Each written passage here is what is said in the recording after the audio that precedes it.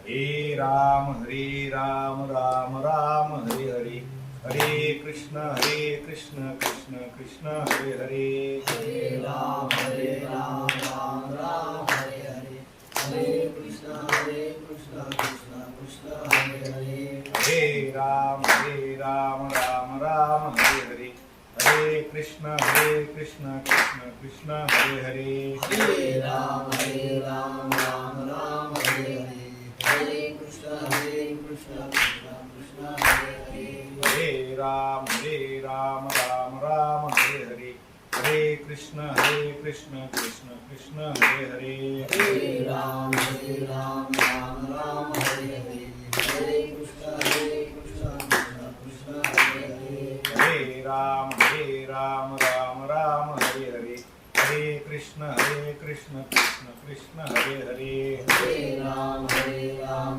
राम हरे हरे, हरे कृष्ण कृष्ण कृष्ण हरे हरे, मल्लिकार्जुन विठ्ठल श्री ज्ञानदेव तुकाराम दत्तात्रेय भगवान दत्तात्रेय जनार्दन दत्तात्रेय जनार्दन स्वामी एकनाथ हरी हरी श्यामराज महाराज की आनंदी आत्मानंद स्वामी महाराज की ओम ब्रह्मी श्वासानंद स्वामी महाराज की जय। तेने कृतकार्य होईजे, जैसे मूळ सिंचने सहजे, शाखा पल्लव संतोषते, गुरुर्ब्रह्मा गुरुर्विष्णू गुरुर्देव महेश्वरा, गुरु साक्षात परब्रह्म तस्मै श्री गुरवे नमः, अखंड मंडलाकारं व्याप्तं येन चराचरं, तत्पदं दर्शितं येन तस्मै श्री गुरवे नमः, सदाशिवसमारंभां श्री शंकराचार्य मध्यमाम् अस्मदाचार्यपर्यन्तां वन्दे गुरु परंपरां, शंकरं शंकराचार्यं केशवं बादरायणं, सूत्रभाष्यकृतो वन्दे भगवन्तो पुनः पुनः, ईश्वरो गुरुरात्मेति मूर्तिभेदविभागिने, व्योमवद्व्याप्तदेहाय दक्षिणामूर्तये नमः, ब्रह्मानन्दं परमसुखदं केवलं ज्ञानमूर्तिं, द्वन्द्वातीतं गगनसदृशं तत्त्वमस्यादिलक्ष्यम्, एकं नित्यं विमलमचलं सर्वधी साक्षिभूतं, भवातीतं त्रिगुणरहितं सद्गुरुं तन्नमामि, माऊली सद्गुरु सखाराम महाराज की जय. ओम ब्रह्मी श्वासानंद स्वामी महाराज की जय. हनोनी जाणतेन गुरु भजिजे, तेने कृतकार्या होईजे, जैसे मूळ सिंचने सहजे, शाखा पल्लव संतोषती. आज मेहकर अर्थात या मेघंकर नगरीमधील पवित्र अशा नृसिंह मंदिरामध्ये ही प्रवचन सेवा संपन्न होते. किम निमित्तानं किम कारणानं ही सेवा या ठिकाणी आयोजित केलेली आहे, याच्या संबंधी परिहार द्यायचा तो असा की ओम ब्रह्मी श्वासानंद सरस्वती अर्थात विदर्भातील थोर असे संत साक्षात नरसिंहाचे अवतार संत श्री बाळाभाऊ महाराज पितळे यांचा 133वा जन्मोत्सव या ठिकाणी संपन्न होतोय आणि त्या निमित्तानं श्री क्षेत्र ज्ञान मंदिर या ठिकाणी हा आजचा कार्यक्रम संपन्न होतो आहे. या भूतलावरती भगवान नृसिंहाचे जे मंदिर आहेत त्याच्यामधले 11 प्रसिद्ध असे स्थान आहेत आणि त्या 11 प्रसिद्ध असलेल्या नृसिंह स्थानापैकी 6वं नृसिंह स्थान हे या ठिकाणी या मेहकर नगरीमध्ये आहे. आणि या नरसिंह भगवंताच्या सेवेच्या निमित्तानं हरिभक्तपरायण त्या ठिकाणी श्यामराज महाराज जे पितळे कुटुंबियांचे आदिपुरुष आहेत, त्यांनी या नरसिंह भगवंताच्या सेवेच्या निमित्तानं या मेहकर नगरीमध्ये त्यांचं आगमन झालं आणि त्यांच्याच पिढीमध्ये पुढं अलौकिक असं जे रत्न जन्माला आलं, अलौकिक असा परीस जो जन्माला आला आणि तो परीस म्हणजे संत श्री बाळाभाऊ महाराज पितळे, ज्यांच्या स्पर्शानं, ज्यांच्या सानिध्यानं, ज्यांच्या संस्कारानं, ज्यांच्या सहवासानं आमच्यासारख्या सामान्य लोकांचा, सामान्य लोखंड रूपानं राहत असलेल्या लोकांचं जीवन सुवर्णमय झालं, ज्याला सोन्याची झळाळी प्राप्त झाली, असा परीस म्हणजे त्या ठिकाणी बाळाभाऊ महाराज होते. आणि त्या बाळाभाऊ महाराजांच्या जयंतीच्या निमित्तानं आजची ही प्रवचन सेवा या ठिकाणी संपन्न होती. माऊली म्हणतात, त्यांनी लोखंडाचं एका ठिकाणी वर्णन केलं. लोह उभे खाय माती, ते परिसाची संगती, सोने झालिया पुढती न शिविजे मळे. लोखंड सहजच माती खात असतं. मातीमध्ये नाही जरी ठेवलं, नाही जरी मातीचा संपर्क आला, उभं जरी ठेवलं तरी वातावरणातील बदलामुळं त्याचा ऱ्हास होतो, त्याचा क्षय होतो. परंतु त्याच लोखंडाला ते परिसाची संगती, त्याला जर परिसाची संगती घडली, परिसाचा जर सहवास घडला, तर माऊली म्हणतात सोने झालिया पुढती न शिविजे मळे. त्याला मळ स्पर्श सुद्धा करू शकत नाही. किंबहुना ते सोनं म्हणजे पूर्वाश्रमीचं लोखंड सोनं झाल्याच्या नंतर त्याला मातीमध्ये पुरून जरी ठेवलं तरी त्याला माती स्पर्श करू शकत नाही, मळ स्पर्श करू शकत नाही. तद्वतच संत महात्म्यांचे जे अवतार आपल्या या भारतभूमीमध्ये झाले आणि त्यांच्या सानिध्यामध्ये जे सामान्य जीवजंतू आले, त्यांना या संताच्या सानिध्यामुळं, संताच्या सहवासामुळं अहम ब्रह्मास्मी बोधापर्यंत ते लोक गेले.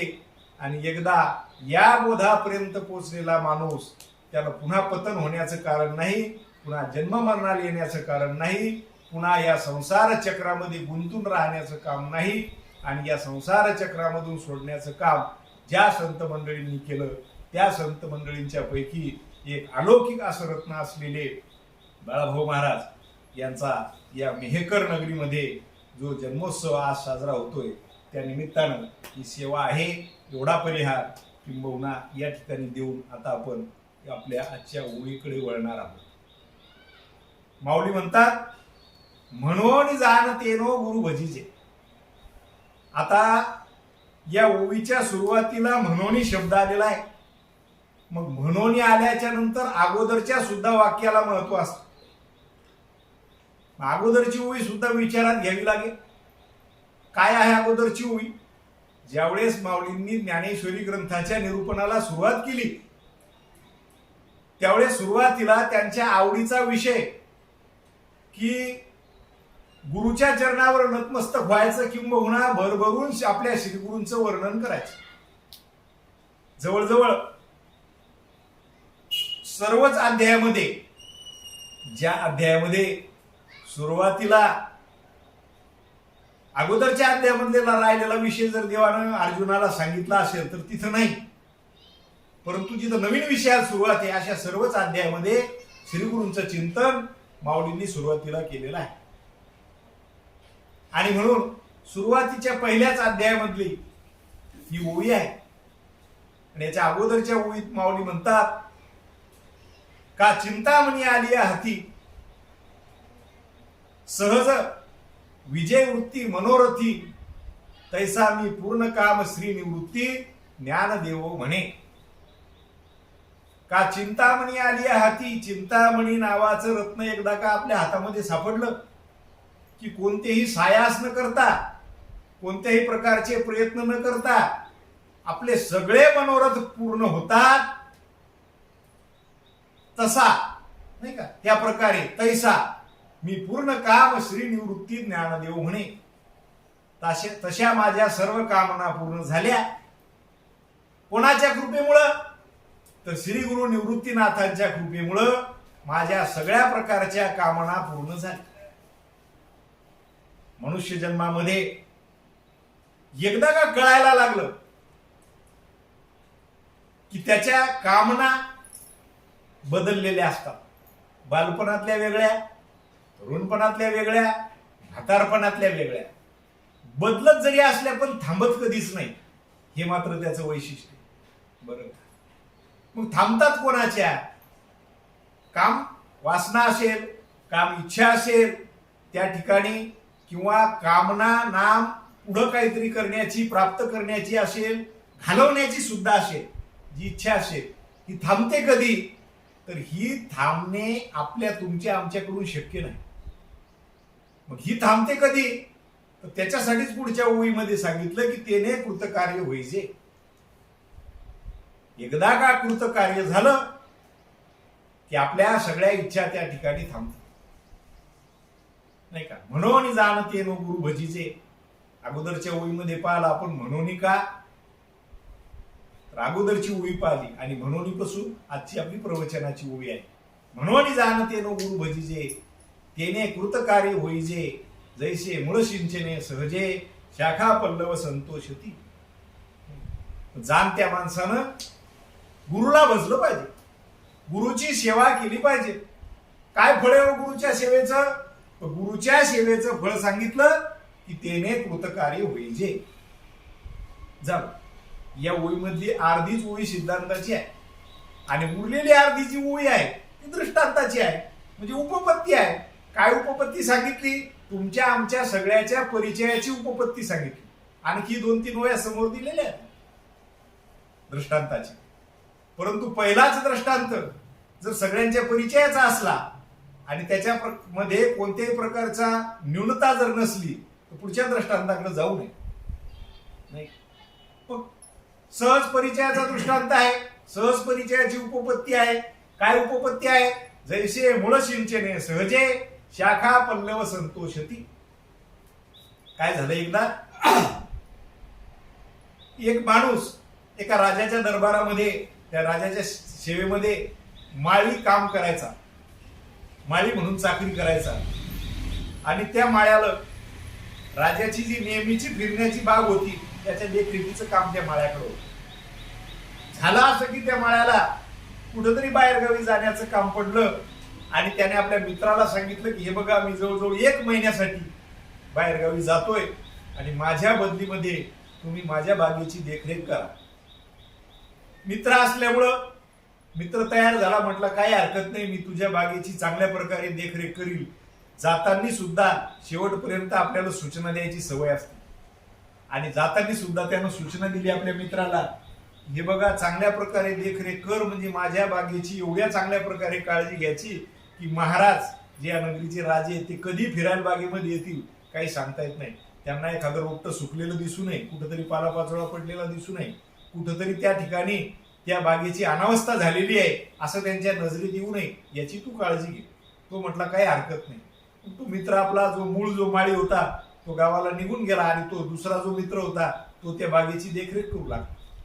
त्यानं काय करायचं की त्या सर्व झाडांना पुसून काढायचं, व्यवस्थित त्यांची पूजा करायची, त्यांना गंध लावायचा, त्याची आरती करायची, झाडाच्या भोवती रांगोळी घालायची, नाही का, आणि सर्व झाडांना गायन ऐकवायचं. अशी सगळी चांगल्या प्रकारे त्या बागेची काय केली? व्यवस्था केली. व्यवस्था केली नाही असं नाही, व्यवस्था केली, पण जी करायला पाहिजे होती ती नाही केली. एक 8 दिवस झाल्याच्या नंतर काय झालं की ते बागेमधले सगळे झाडं सुकायला लागले, सुकायला सुरुवात झाली. काही काही छोटे होते ते सुकूनही गेले, मोठे सुकायला सुरुवात झाली. आणि अशामध्ये ते राजानं त्या ठिकाणी चक्कर मारण्याच्या अगोदरच तो मित्र परत आला. मित्र परत आला आणि आल्याच्या नंतर त्यानं पाहिलं तर आपल्या बागेची फार दुरवस्था झालेली. ज्याला काळजीवाहू म्हणून नेमलं होतं त्या मित्राला तो सांगू लागला, म्हणे तू खूप दुर्लक्ष केलं माझ्या बागेकडं, अजिबात लक्ष दिलं नाही. त्यानं सांगितलं, अरे मी कुठल्याही देवाची शपथ घ्यायला तयार आहे, मी खूप रात्रंदिवस तुझ्या झाडाची तुझ्या बागेची सेवा केली, सगळ्या पानावर दररोज पाणी सुद्धा शिंपडायचो, अत्तर सुद्धा शिंपडायचो, नाही का, सगळी व्यवस्था करायचो. परंतु त्यानं विचारलं, हे सगळं केलं परंतु त्यांच्या मुळाला पाणी घातलं का? तर तू म्हटले तसं काही तुम्ही सांगितलं. मग आता शाखा पल्लव म्हणजे झाडाच्या फांद्या आणि पानं जे येतं यांना संतोष करण्याला शाखा पल्लवाला संतुष्ट करायचं नाही, तर मुळाला संतुष्ट करायचं, ते आपोआप संतुष्ट होतं. हे त्याच्यामधलं वर्म आहे. आणि तो जुना माळी असल्यामुळे त्याला वर्म माहीत होत, आणि वर्म माहीत असल्यामुळे त्यानं बागेची योग्य प्रकारे देखरेख केली होती. म्हणून परमार्थ करत असताना सुद्धा तुम्हाला आम्हाला वर्म माहीत असलं पाहिजे, आणि वर्म जाणूनच परमार्थ केला पाहिजे. किंबहुना या आपल्या व्यवहारामध्ये कुठलं काम करत असताना ते काम आपण वर्म जाणून केलं पाहिजे. आणि म्हणून ज्ञानेश्वर महाराजांनी, माऊलींनी ज्ञानेश्वरीच्या सुरुवातीलाच आपल्याला वर्म दाखवलं, नाही का, ऐसे वर्म मज दावी नारायणा अंतरीच्या खुना प्रगटोनी. आपल्याला प्रार्थनाही करण्याचं काम पडलं नाही माऊलींना की आम्हाला वर्म सांगा, परमार्थाचं वर्म सांगा. तर माऊलींनी आपण न म्हणता सुद्धा, जसं लेकरू न म्हणता सुद्धा आई त्याला स्तनपान करते, त्याचे लाड पुरवते, त्याचं भरण पोषण करते, तशा प्रकारे ते जगाचे माऊली असल्यामुळे आपण न म्हणता सुद्धा, आपण विनंती न करता सुद्धा माऊलींनी आपल्याला वर्म सांगितलं. काय वर्म सांगितलं? की तुम्ही मुळाचं सिंचन करा, आणि मुळाचं सिंचन केल्याच्या नंतर शाखा आणि पल्लव आपोआप संतुष्ट होते. उपपत्ती आहे, हा दृष्टांत आहे. आपल्या दृष्टांतावर फार बोलायचं नाही, आपल्याला सिद्धांत घ्यायचा. काय सिद्धांत आहे? की जाणते नो गुरु भजीचे. जो जाणता माणूस असेल ना, त्यानं गुरुला भजावा. कोण जाणता? जाणत्यानं गुरु भजायचं तर म्हणतो, तो जर जाणता आहे तर त्याला आता गुरुची सेवा करण्याचं काय कारण आहे? आणि गुरुची सेवा जर न करता जर कोणी जाणता होत असेल तर मग तो गुरुची सेवा न करता जाणता कशा झाला? ही शंका आपल्या मनामध्ये निर्माण होऊ शकते. तर त्याच्यासाठी 2-3 अंगाने त्याचा विचार आपल्याला असा करता येईल की बघा, ज्या माणसाला मुक्त व्हायचं ना मोक्ष मिळवायचा, त्यानं 3 प्रकारचे दोष घालवले पाहिजे, असं आपण परमार्थिक मंडळी नित्य नेहमी ऐकतो. त्याच्यामध्ये मल आहे, दुसरा विक्षेप आहे, आणि तिसरा आवरण आहे. मल नाम पापाची वासना, पापाची इच्छा, त्याला मल म्हणायचं. चित्ताच्या चंचलतेला विक्षेप म्हणायचं. आणि आवरण म्हणजे पडणं. मग आता हा जो मल नावाचा दोष आहे, हा मल नावाचा दोष सकाम कर्म केल्याच्या नंतर, निष्काम कर्म केल्याच्या नंतर मल नावाचा दोष जातो. उपासना केल्याच्या नंतर विक्षेप नावाचा दोष जातो. आणि आवरण नावाचा दोष आपल्याकडून जात नाही. आवरण नावाचा आपला दोष श्री गुरु घालवत असतात. परंतु श्री गुरूंना आवरण नावाचा दोष जरी घालवायचा असला तरी अगोदरचे 2 दोष घालवण्याचं काम मात्र साधकाला ज्याचं त्याला करावं लागतं. मग मन दोष घालवायचा, नाम पापाची वासना गेली पाहिजे. विक्षेप दोष घालवायचा, माझं चित्त स्थिर नाही, एका ठिकाणी राहत नाही, नाही का, मन एका ठिकाणी लागत नाही, म्हणून चित्ताची एकाग्रता झाली पाहिजे, म्हणून उपासना करायची. उपासनेची व्याख्याची उपासना नाम तू चित्त एकाग्रता, म्हणून चित्ताची एकाग्रता. चित्ताची एकाग्रता झाली, पापाची वासना गेली की मल नावाचा दोष गेला. चित्ताची एकाग्रता झाली की विक्षेप नावाचा दोष गेला. आणि मल आणि विक्षेप नावाचा दोष गेला म्हणजे तो माणूस जाणता झाला का? नाही, अजूनही तो जाणता झाला नाही. त्याचं आवरण सुद्धा गेलं पाहिजे. आवरण किती येतं? तर आवरण 2 प्रकारचे आवरण आहे. एक आहे असत्वापादक आवरण आणि दुसरं आहे आभानापादक आवरण. असत्वापादक आवरण याला म्हणायचं की या जगामध्ये देव आहे का नाही याविषयी जी शंका आहे, ब्रह्म आहे का नाही ही जी शंका आहे, तिला म्हणायचं असत्वापादक आवरण. आणि आहे तर मग कुठे आहे तर मला दिसत का नाही, हे जे आवरण राहिलं याला म्हणायचं आभानापादक आवरण. मग या दोन आवरणापैकी पहिलं आवरण सुद्धा त्याचं गेलेलं असलं पाहिजे. आणि पहिलं जे आवरण आहे ते परोक्ष ज्ञानानं जातं आणि दुसरं जे आवरण आहे ते अपरोक्ष ज्ञानानं जातं. म्हणजे मग हा जो साधक आहे, जो जाणता आहे, तो जाणता इथं कोणाला म्हणायचं की ज्याचा मन गेलेला असला पाहिजे, विक्षेप गेलेला असला पाहिजे आणि त्याच्यानंतर त्याचं असत्वापादक आवरण गेलेलं असलं पाहिजे. आणि अशा माणसानं ज्याला परोक्ष ज्ञान सुद्धा झालेलं आहे, आता अपरोक्ष ज्ञान फक्त बाकी राहिलं, परोक्ष ज्ञान झालं, त्यानं सुद्धा गुरुला भजलं पाहिजे. कारण गुरुला जर भजलं नाही तर अगदी शेवटच्या टोकापर्यंत गेलेला माणूस, धावण्याची स्पर्धा असती, मुलांना माहित असेल आता धावण्याची स्पर्धा असती, अगदी शेवटच्या रेषेपर्यंत धावला आणि आता एक पाऊल टाकायचं राहिलं पण ते जर नाही टाकलं तरी हरला. म्हणून तिथपर्यंत सुद्धा किंबहुना त्याच्यानंतर सुद्धा मग माऊली एवढं गुरुचं वर्णन करतात, मग त्यांचे काय आवरण गेले नव्हते का? गेले नव्हते का? सगळे गेले होते. त्यांना काय देव कळत नव्हता का? ब्रह्म कळत नव्हतं का? सगळं कळत होतं. तरी सुद्धा ते गुरुची सेवा करतात. म्हणून आपण सुद्धा गुरुची सेवा केली पाहिजे. हे त्यांनी नुसतं आपल्याला सांगितलं नाही, वागून दाखवलं, करून दाखवलं. माऊलींचे श्रीगुरु त्यांचे मोठे बंधूच होते आणि संतांचं ब्रीद आहे, आम्ही वैकुंठवासी आलो याचे कारणासी, बोलिले जे ऋषी साच भावे वर्ताया, बोलाया नाही. तसं वर्तून दाखवण्यासाठी किंवा आचार्य त्यालाच म्हणतात की ज्याचं आचरण तसं असतं बोलल्याप्रमाणे. यद्यद आचरती श्रेष्ठ तत्त देवेत रोजन हा सयत प्रमाणम कुरुते लोकस्तदनुवर्तते, येत वडील जे जे करीती तया नाम धर्मू ठेविती, तेची येर अनुष्ठिती सामान्य सगळं. म्हणून संतांनी वागून दाखवलं. माऊली म्हटले अशा जाणत्या माणसानं गुरुला भजलं पाहिजे. आणि मग गुरु काय करतात? मग श्री गुरु काय करतात? तर मग श्री गुरु काय करतात? तर श्री गुरु त्याचं आभानापादक आवरण, शेवटचं आवरण सुद्धा काढून टाकतात. आणि ते आवरण काढल्याच्या नंतर अहम ब्रह्मास्मी या बोधावर तो साधक आरूढ होतो. आता याच्यासाठी विद्यारण्य स्वामींनी पंचदशीमध्ये तृप्तिदीप नावाचं एक प्रकरण आहे. त्याच्यामध्ये परोक्ष ज्ञानासाठी आणि अपरोक्ष ज्ञानासाठी एक उदाहरण सांगितलेलं आहे. काय झालं की 10 मुलं तरुण प्रवासाला निघाले आणि प्रवासाला निघाल्याच्या नंतर सर्वांच्या ऐकण्यामधला दृष्टांत आहे. प्रवासाला निघाल्याच्या नंतर एक नदीमध्ये लागली आणि नदीतून ते पोहून पलीकडच्या तीरावर गेले. गेल्याच्या नंतर त्याच्यामध्ये जो एक सुज्ञ होता त्याला असं वाटलं की आपण एकदा सगळ्यांची गिनती घेऊ. आपण सहलीला गेल्याच्या नंतर जशी मुलांची गिनती घेतो, सगळे विद्यार्थी आहेत का, तर त्यानं काय केलं की सगळ्यांना मोजलं की आपण घरून निघलो त्यावेळेस 10 होतो, आता 10 आहेत की नाही. म्हणून 1 2 3 4 5 6 7 8 9 स्वतः मोजायचं सोडून दिलं. किती भरले? 9च भरले. आणि ज्यावेळेस 9च भरले त्यावेळेस 10वा मेला अशी त्याची काय झाली? भावना झाली. आता वास्तविक पाहता ही भावना यथार्थ होती का विपरीत होती?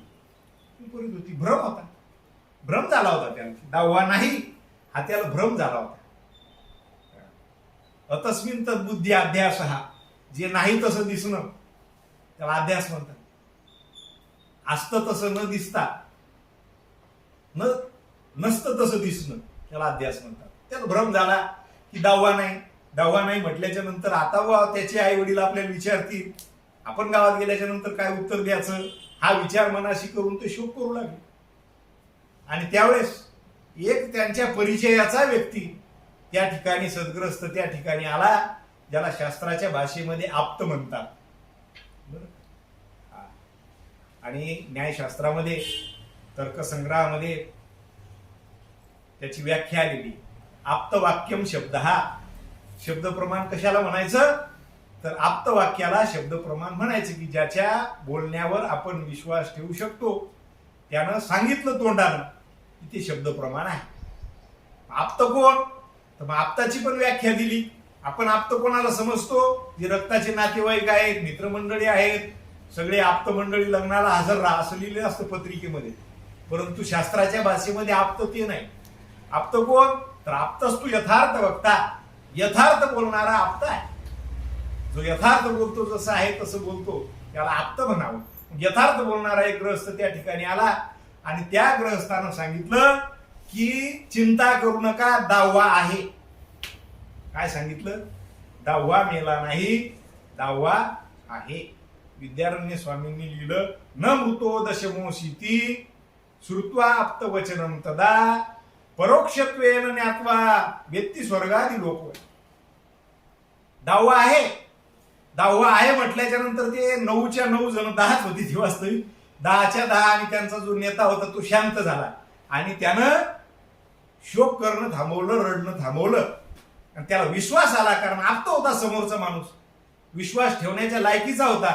त्याला कळलं की दावा आहे, म्हणून दावा नसल्याबद्दल आपण जो शोक करतो तो थांबवा. मग दावा आहे त्याला कळलं. याचं कोणतं आवरण गेलं या ठिकाणी? असत्वापादक आवरण गेलं की या जगतामध्ये देव आहे हे कळलं आणि आमचा विश्वासही तुमच्यावर. परंतु तो दावा कोण आहे हे मात्र त्याला कळलं नव्हतं. मग त्यानं काय केलं? आता तो जाणता झाला. आता असत्वापादक आवरण गेलं म्हणजे तिथपर्यंत आला, म्हणजे आता तो आपल्या या ओवीमधला कोण आहे तो जाणताय. आता तरीही त्यानं मग आता ते गुरुची संगत सोडायची का दावा आहे म्हटल्याच्या नंतर? कारण त्याचं काम झालं होतं पण पूर्ण काम झालं नव्हतं. त्याने मी पूर्ण काय श्रीनिवृत्ती ज्ञानदेव म्हणे, काम झालं होतं त्याचं पण पूर्ण काम नव्हतं झालं. दावा कुठे हे नव्हतं माहित, अजून दावा कोण हे माहित नव्हतं.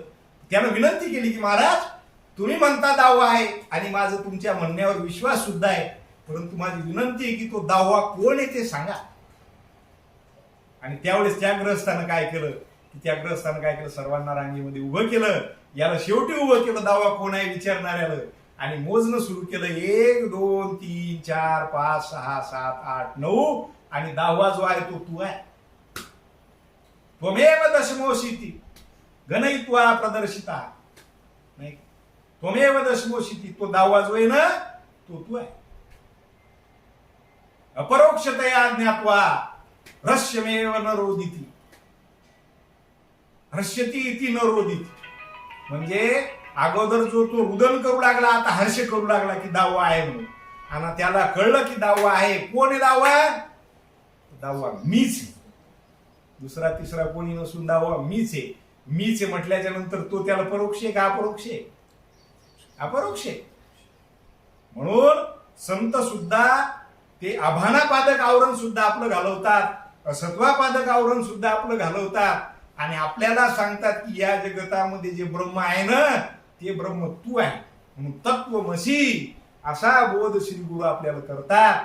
आणि असा बोध एकदा झाला की मग तेने कृत कार्य होईजे.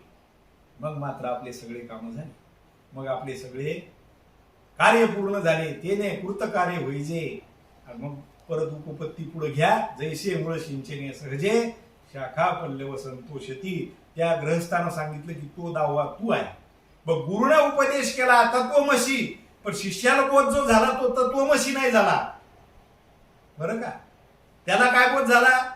सांगणाऱ्यानं सांगितलं दावा तू आहे, पण त्यानं बोध काय करून घेतला की दावा मी आहे.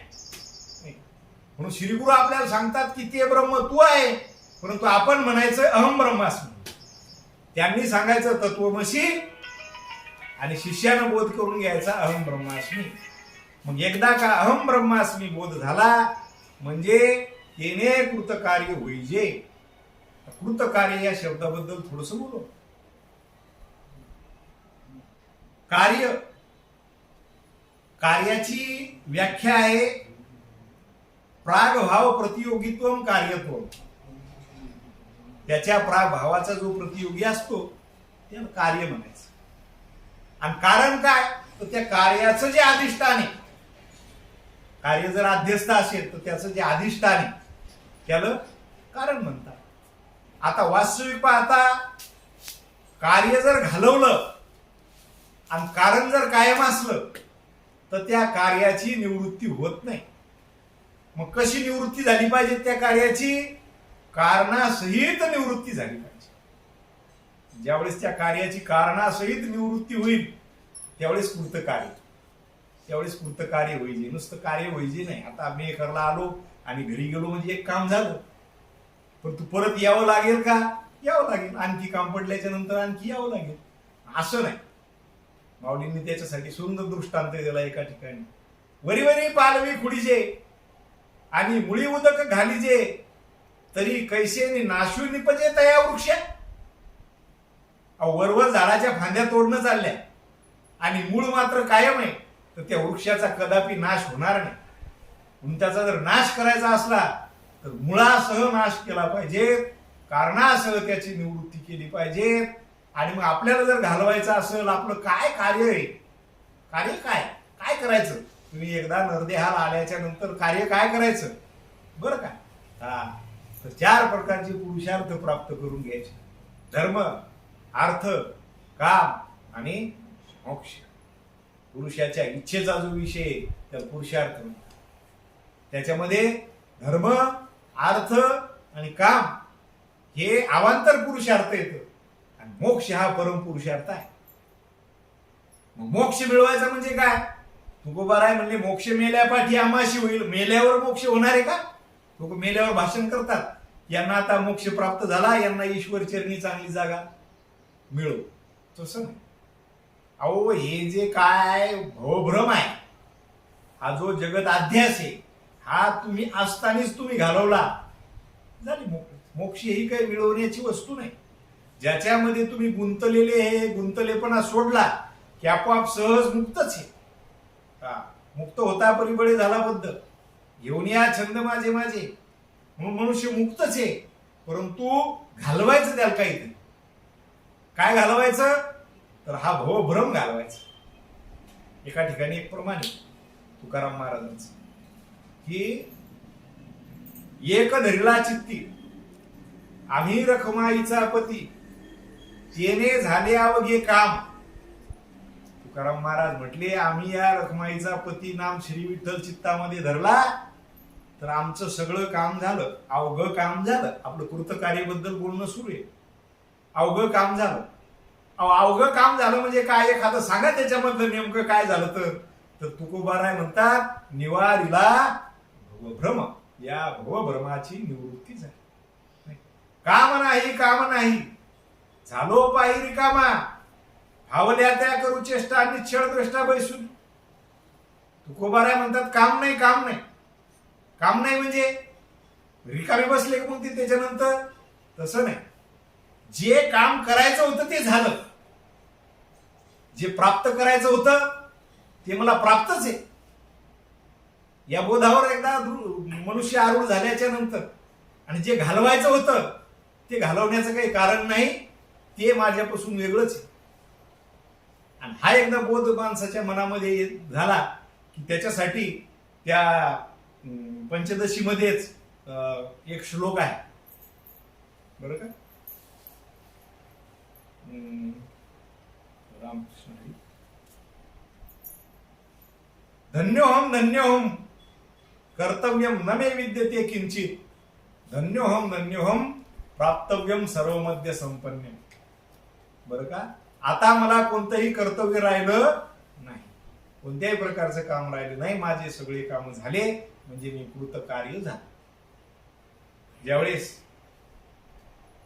विचारसागर नावाचा ग्रंथ लिहिला गेला त्यावेळेस या विचारसागर हा काय एका ग्रंथाचा, कोण्या ग्रंथाचा अनुवाद नाही. मग काय केलं महाराजांनी, किंवा सगळे वेदांत मत प्रतिपादन करणारे जे सगळे ग्रंथ आहेत त्या सगळ्याचा दांडोळा घेतला आणि त्याच्यामधलं सामान्य साधकाला उपयोगी असलेलं पुनरावृत्ती वगैरे टाळून सगळं ज्ञान एकत्र केलं. तर त्याच्यामध्ये संसार दुःखाची निवृत्तीची एक प्रक्रिया सांगितलेली महाराजांनी. आम्ही त्याच्यावर मागे चर्चा केली. तर कुठून घेतलं ते? प्रभू रामचंद्रांनी ज्यावेळेस लक्ष्मणाला उपदेश केला, जसा महाभारतामध्ये अर्जुनाला केलेला उपदेश गीता म्हणून आपण ऐकतो, श्रीमद भगवद्गीता, तशी लक्ष्मणाला देवांनी ज्यावेळेस उपदेश केला रामायण काळामध्ये, ती रामगीता आहे. आणि त्या रामगीतेमध्ये या संसार दुःखाच्या वृक्ष जो आहे त्याची निवृत्ती कशा प्रकारे करायची त्याचा क्रम सांगितलेला आहे आणि तेच पुढं विचारसागरामध्ये आलं. बघा तुम्ही, संसार दुःखाला कारण काय? तर शरीर. शरीराला कारण काय? तर धर्माधर्म अर्थात पाप पुण्य. पाप पुण्याचं कारण काय? तर पाप पुण्याचं कारण आहे रागद्वेष. रागद्वेषाचं कारण काय? तर अनुकूल प्रतिकूल ज्ञान. अनुकूल प्रतिकूल ज्ञानाचं कारण काय? तर भेदज्ञान. आणि भेदज्ञानाचं कारण काय? तर स्वस्वरूपाचा अज्ञान.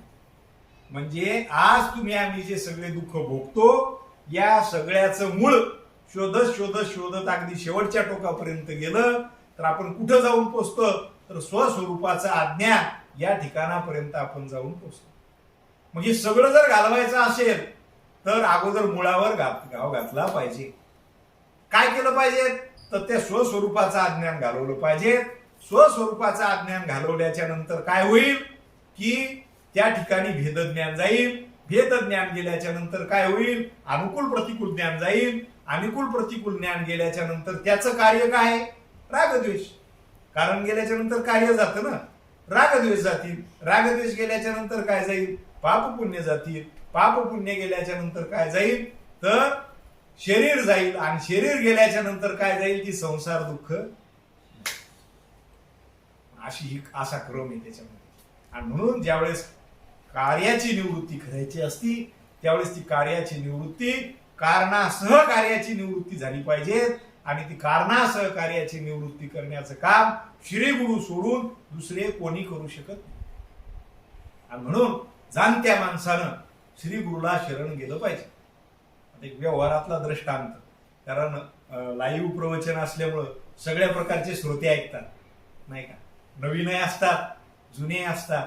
आणि ज्यावेळेस मनुष्य गुरु आपल्याला कुठं कुठं सोडवतात, कशा प्रकारे संकटातून सोडवतात, मग ती व्यावहारिक असो चाहे परमार्थिक असो.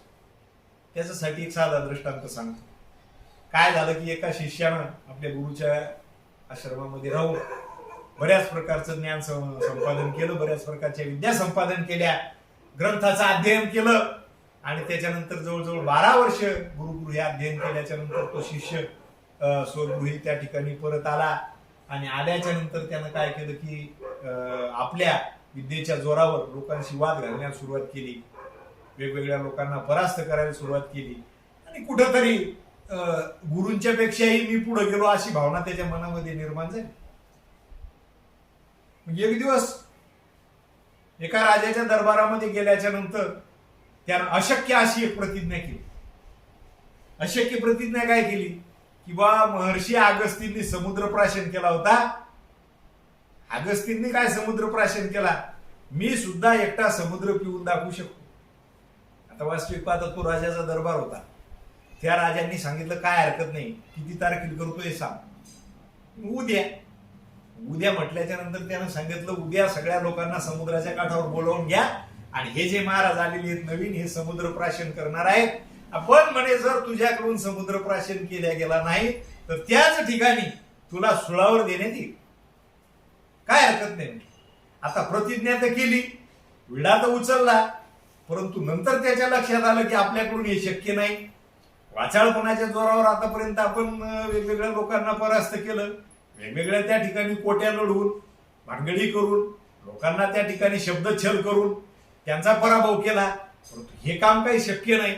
अशा वेळेस त्याला आठवलं की आता इथं तिथं कुठेही आपला ठाव लागणार नाही, आपण आपल्या गुरूंच्याकडे गेलं पाहिजे. म्हणून रात्रीच्या रात्री तो गुरूंच्या आश्रमामध्ये गेला, महाराजांच्या पायावर लोटांगण घातलं, श्री संताची माथा चरणावरी, साष्टांग हे करी दंडवत. म्हणे महाराज मी एका मोठ्या संकटामध्ये सापडलो.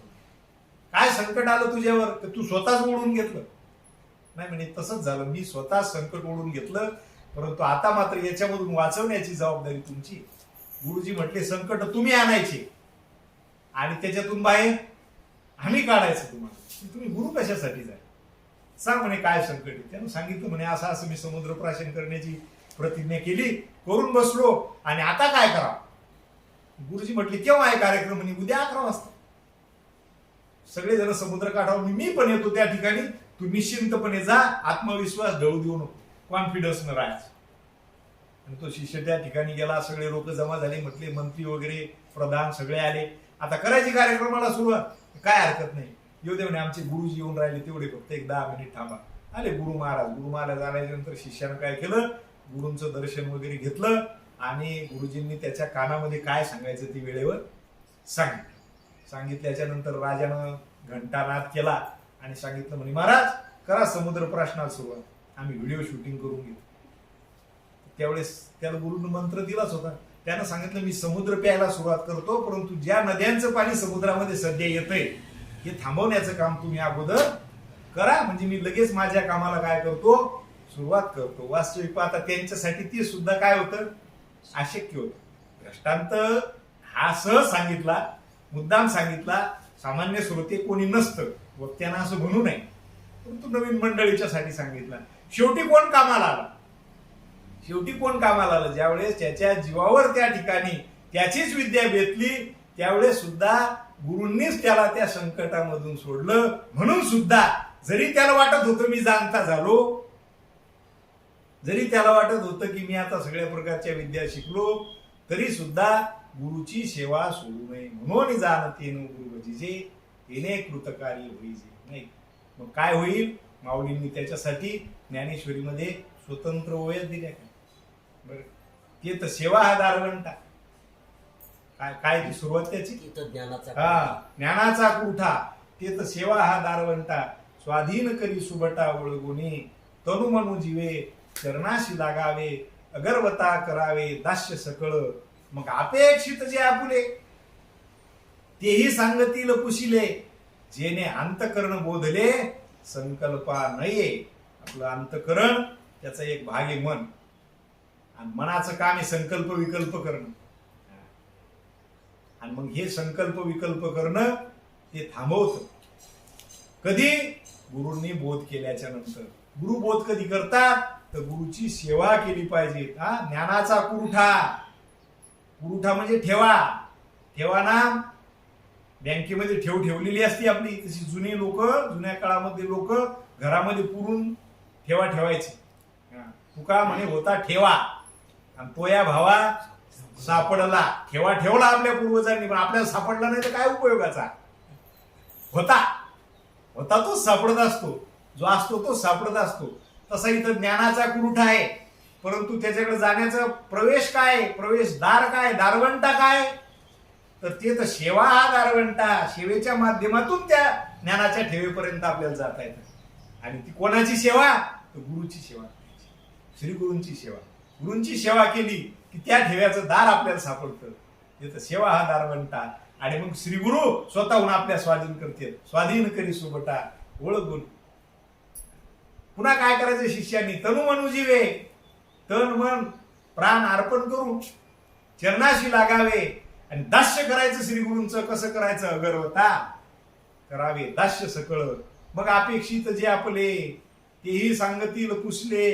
पुसले तर सांगतातच, पण न पुसलेलंही सांगतात, नाही का. त्यात सांगितल्यानं काय होतं मग, जेने अंतकरण बोधले संकल्पा नये. तुकाराम महाराज म्हटले एका ठिकाणी, तुका म्हणे मग नये वृत्तीवरी सुखाचे शेजारी पहुळीन. मग मी वृत्तीवर येणार नाही, माझी वृत्ती बाहेर धावणार नाही, किंबहुना अंतर्मुख होईल, आणि मग मी सुखाच्या शेजारी पहुळीन, किंबहुना तो सच्चिदानंद परमात्मा मीच आहे हा माझा बोध दृढ होईल. आणि मग म्हणून केने कृतकार्य होईल, जे मग कृतकार्य होईल. आणि अशी श्रीगुरूंची सेवा पण केली पाहिजे. श्रीगुरूंचं असं महात्म्य आहे. आणि असेच एक श्रीगुरु संत श्री बाळाभाऊ महाराज पितळे, हे तुमच्या आमच्या परिसरातील सामान्य जनाच्या पुण्याईनं या भागामध्ये त्यांचा निवास झाला आणि त्यांचा सहवास ज्या मंडळीला लाभला ते निश्चित भाग्यवान. आता तुम्ही आम्ही कसे भाग्यवान की ते आपल्या अगोदर होऊन गेले, हे आपलं भाग्य. त्यांच्या लीला ऐकायला मिळाल्या, त्यांचं चरित्र ऐकायला मिळालं. ते ज्या ज्या ठिकाणी गेले त्या त्या ठिकाणाला आज आपण तीर्थस्थळ समजतो. ज्या ठिकाणी त्यांचा जन्म झाला त्या ठिकाणी मंदिर आहे.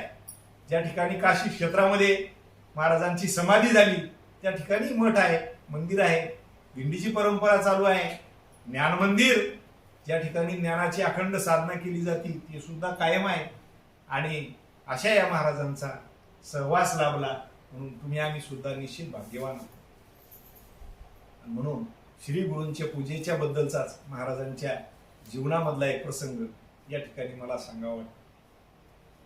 काय झालं की रंगनाथ स्वामींनी महाराजांना असा उपदेश केला, अशी आज्ञा केली म्हणा की श्री गुरु असल्यामुळं की तुम्ही अमळनेरला जाऊन माळ घाला.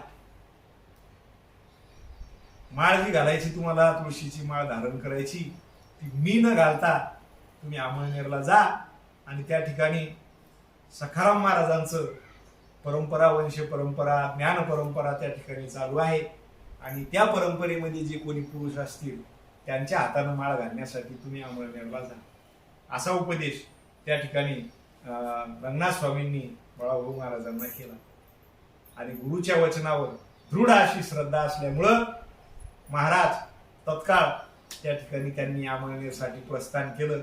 जुना काळ आहे, प्रवासासाठी वेळ लागला आणि तिथं गेल्याच्या नंतर त्या ठिकाणी त्यांच्याच परंपरेमधले बाळकृष्ण महाराज किंवा बाळाभाऊ महाराज ज्यांना म्हणतात, आंधळे महाराज या बाबा या नावाने जे प्रसिद्ध होते ते त्या ठिकाणी गादीवर होते. आणि गेल्याच्या नंतर दुसऱ्याच दिवशीपासून त्या ठिकाणी सप्ताहाच्या कार्यक्रमाला सुरुवात होणार होती. मग बाळाभाऊ महाराज त्या ठिकाणी गेल्याच्या नंतर थांबले. आता काही परमार्थिक मंडळी असे असतात आजूबाजूला की मुख्य महाराज जर घरामध्ये बसलेले असले तर बाहेर असतातच काही वडवे. ते विचारतात कुठं आले, कोणाकडे जायचं, कशासाठी आले, कुठून आलात. त्या मंडळींनी महाराजांची काय केली, मुलाखत घेतली.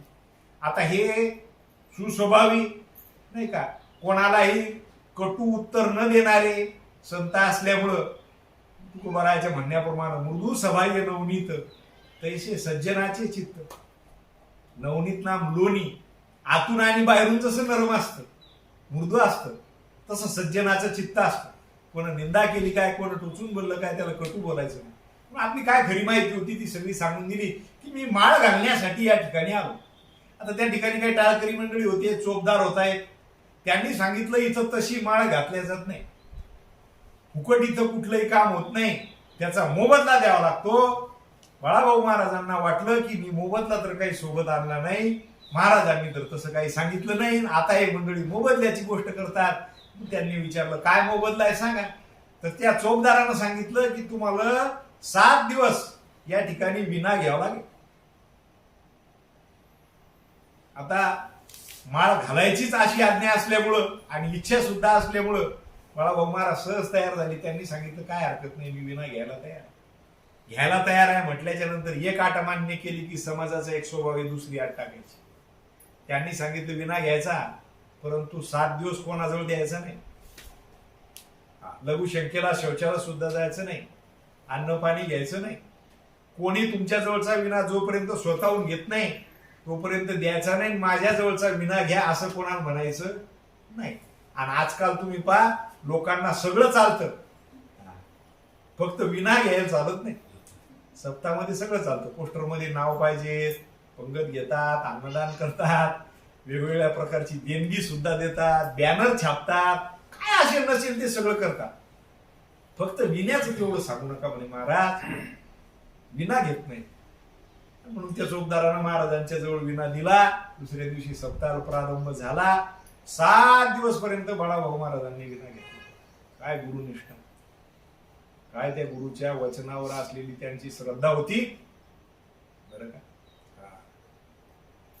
त्या षडलिंगामध्ये, षडलिंग नाही काय आपले ते विवेक वैराग समाधी षटकामध्ये श्रद्धा नावाचं एक षटकामध्ये एक गुण आहे. काय कशाला म्हणायची श्रद्धा? गुरु वेदांत वाक्येषु विश्वास हा श्रद्धा.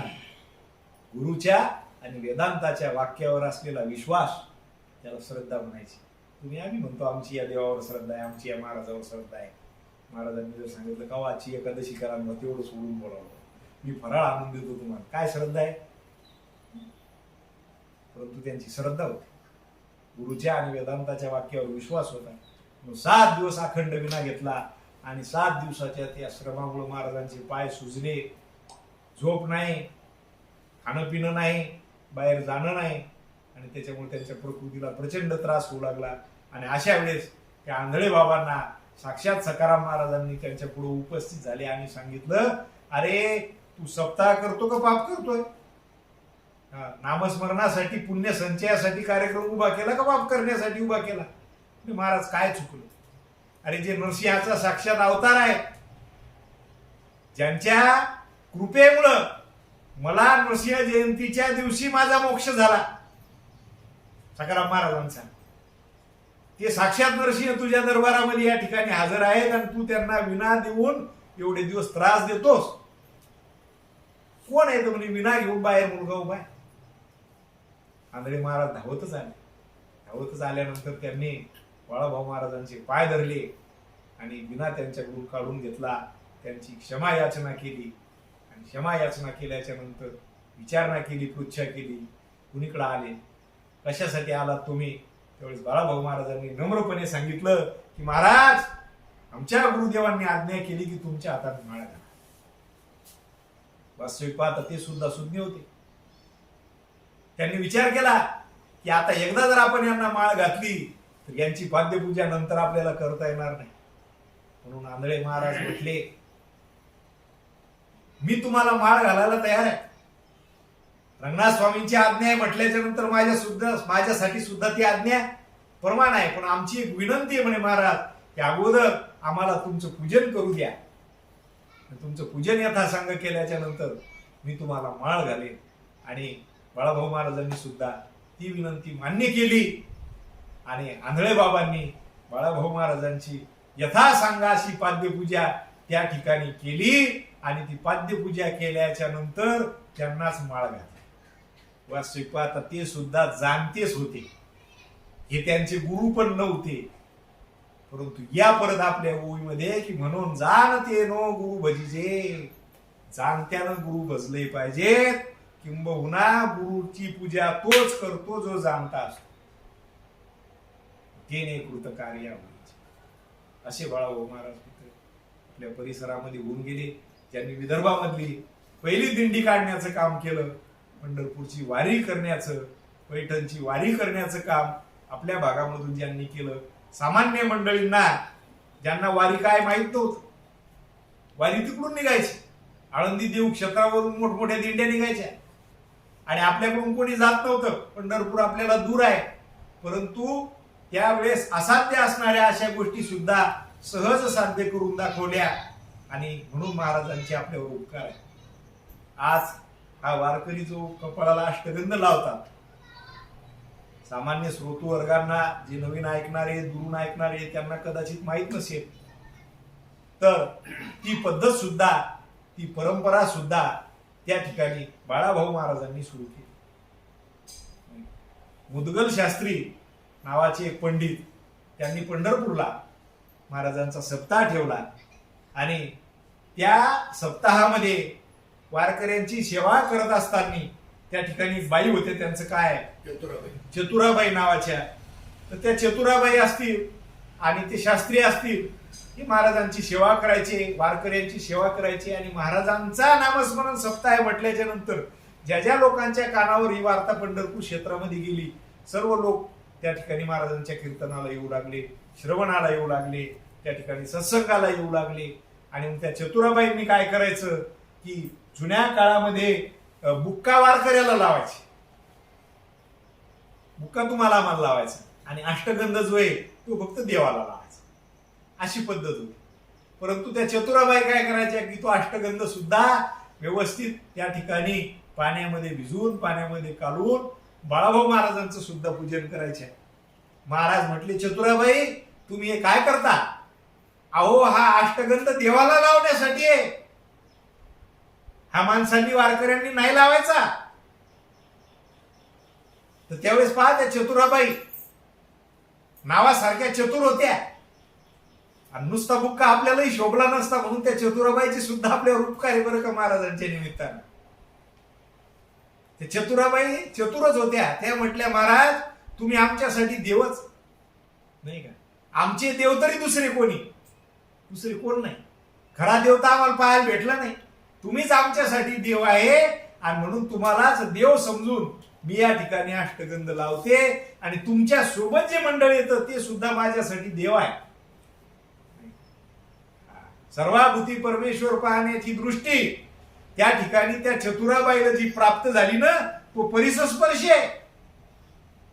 तो बाळाभाऊ महाराजांच्या संगतीचा परिणाम आहे.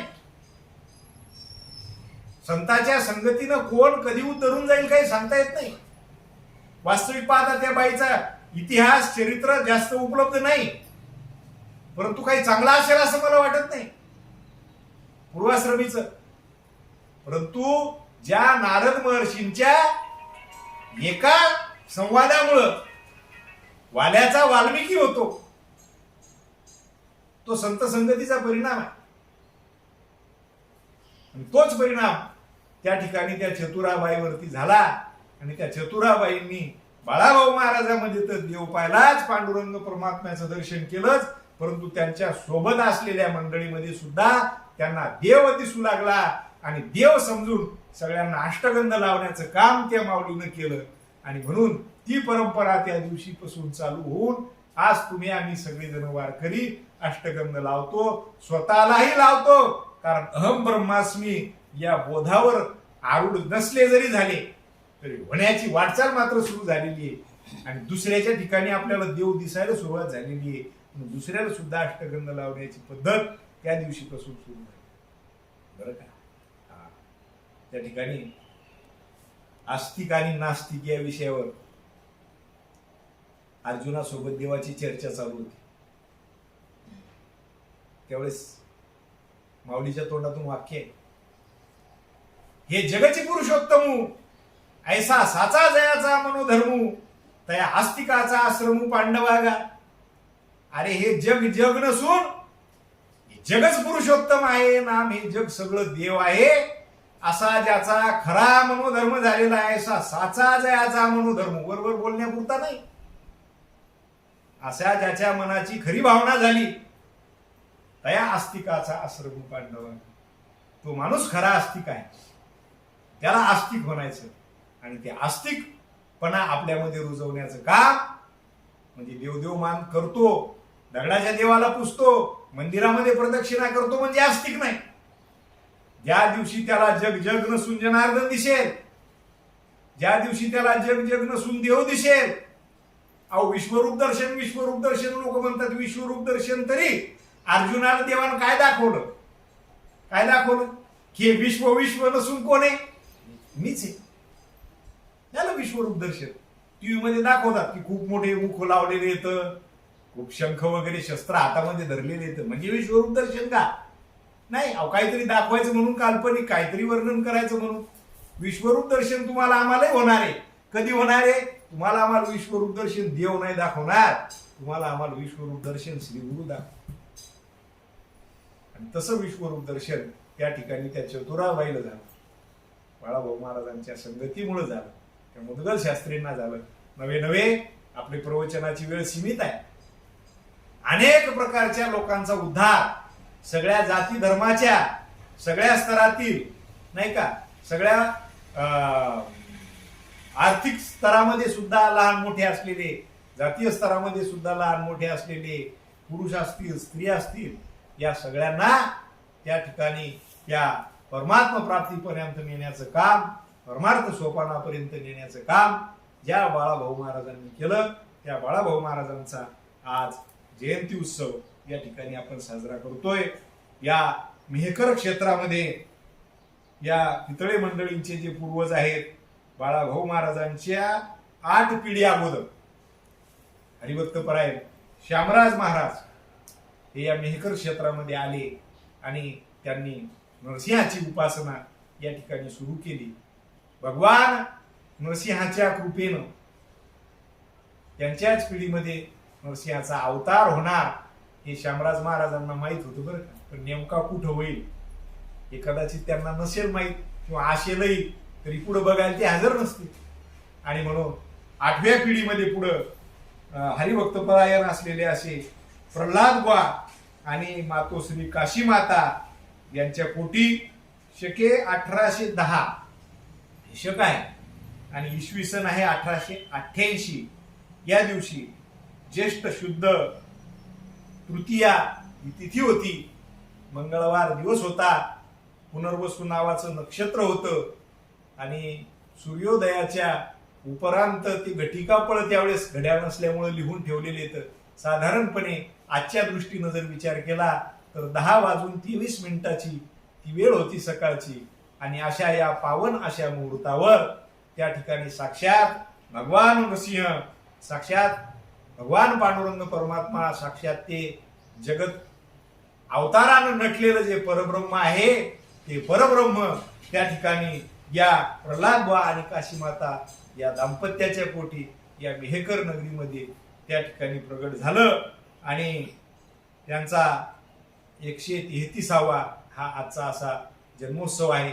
सगळ्यांनी एकदा महाराजांच्या नावाचा आपण गजर करूया. ओम ब्रह्मेश्वरानंद स्वामी महाराज की जय. ओम ब्रह्मेश्वासानंद स्वामी महाराज की. ओम ब्रह्मेश्वासानंद स्वामी महाराज की जय. असो, महाराजांचा जन्मोत्सव हा या ठिकाणी अशा प्रकारच्या प्रवचनानं संपन्न झालेला आहे. आता आरती, पुढील विधी, सर्व कार्यक्रम या ठिकाणी संपन्न होतील. प्रवचनाची जी ओळी आपण या ठिकाणी घेतली होती त्या ओळीचा अर्थ असाच असेल असं माझं काही सांगणं, माझं काही अट्टाहस नाही, माझं काही म्हणणं नाही. परंतु जे श्रवण आतापर्यंत गुरुवर्य मंडळीकडे केलेलं आहे त्याच्या अनुषंगानं या मेहकर नगरीमध्ये जवळच असलेल्या शारंगधर बालाजीच्या कृपेनं आणि भगवान नरसिंह परमात्म्याच्या कृपेनं करविली तैसी केली कटकट, वाकडी का नीट देव जाणे या न्यायाप्रमाणे या बोललेल्या जवळजवळ 1 तासामधल्या वाचाळपणामधलं जे काही योग्य असेल ते गुरुवर्य स्वामीजी 1008 महामंडलेश्वर श्री श्री श्री कृष्ण चैतन्य पुरीजी महाराज, सद्गुरु सकाराम महाराज दुरेकर, अनिरुद्ध बाबा क्षीरसागर आदी करून संत मंडळींचं आहे. आणि जे काय चुकीचं असेल ते माझ्या वाणीचे, माझ्या वाचेचे दोष आहेत असं करून या ठिकाणी माझ्या शब्दाला पूर्ण विराम देतो. कुंडलिकावरती हरिविठ्ठल श्री ज्ञानदेव तुकाराम पंढरीनाथ भगवान की जय. विठ्ठल विठ्ठल विठ्ठल.